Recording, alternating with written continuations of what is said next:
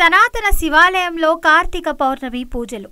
1000 ఏళ్ల కాకతీయుల కాలం నాటి పురాతన సనాతన శివాలయంలో కార్తీక పౌర్ణమి సంబరాలు. విగ్రహ రూపంలో దర్శనమిస్తున్న శివపార్వతులు. మహబూబాబాద్ జిల్లా గూడూరు మండలం కేంద్రంలో పురాతన కాకతీయుల కాలంలో నాటి సనాతన శివాలయంలో కార్తీక పౌర్ణమి సందర్భంగా వివిధ ప్రాంతం నుండి అధిక సంఖ్యలో భక్తులు స్వామివారి దర్శనం కోసం స్వామికి ప్రత్యేక పూజలు, అభిషేకాలు, దీపారాధన, ప్రత్యేక పూజా కార్యక్రమాలు నిర్వహించి మొక్కులు తీర్చుకున్నారు. ఈ శివాలయంలో ఏ ఆలయంలో లేని ప్రత్యేకత ఈ గూడూరు శివాలయంలో ఉంటుంది.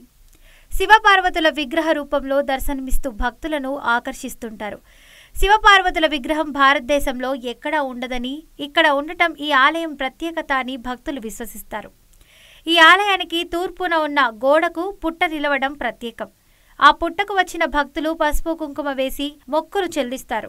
ఆలయాలలో భక్తులు తెల్లవారుజాము నుండే పోటెత్తుతారు. కార్తీక పౌర్ణమి కావడంతో భక్తులు అధిక సంఖ్యలో పాల్గొన్నారు. ప్రతి సంవత్సరం ఇక్కడికి వచ్చి ఏదైనా కోరికలు కోరుకుంటే నెరవేరుతాయని భక్తులు విశ్వసిస్తారు.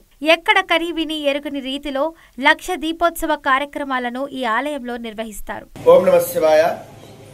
మానుకోట జిల్లా గూడూరు మండలం సనాతన శివాలయము కార్తీక పౌర్ణమి ఉత్సవములు అత్యంత వైభవోపేతంగా నిర్వహించడం జరుగుతున్నది. ఉదయం 4 గంటలకు శివపార్వతుల విగ్రహమూర్తులకు అభిషేకం చేయడం జరిగినది. ఉదయం 9 గంటలకు ఉత్సవమూర్తులకు అభిషేకం చేయడం జరిగినది.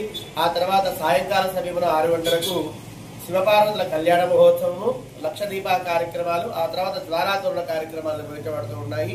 ఈ భారతదేశంలో మన తెలంగాణలో ఎక్కడా లేని విధంగా ఏకశిలపై శివపార్వతుల విగ్రహాలు కొలువు తీరి ఉంటాయి. ఇది సనాతన కాలం నుంచి కాకతీయుల నాటి దేవాలయము. ప్రతి మహాశివరాత్రికి, కార్తీక పౌర్ణమికి అత్యంత వేలదిగా జనులందరూ వచ్చి ఈ పార్వతీ పరమేశ్వరుడు పూజించుకుని వారికి అడిగిందే కుంగు బంగారమే ఆ శివుడు ఆకర్షిస్తూ ఉంటాడు. కాబట్టి మన యొక్క సనాతన శివాలయంలో ప్రతి కార్తీక పౌర్ణమికి, మహాశివరాత్రికి కార్యక్రమాలు అంగరంగ వైభవోపేతంగా ఆలయ కమిటీ ఏపూర్ రవీందర్ రెడ్డి చైర్మన్ గారు, అదేవిధంగా ఆలయ కమిటీ గారి సాగరు, పెసరి శివ, వీరందరి ఆధ్వర్యంలో ఇటు కార్యక్రమాలన్నీ కూడా విజయవంతంగా చేయడం జరుగుతున్నది. ఓం నమః శివాయ.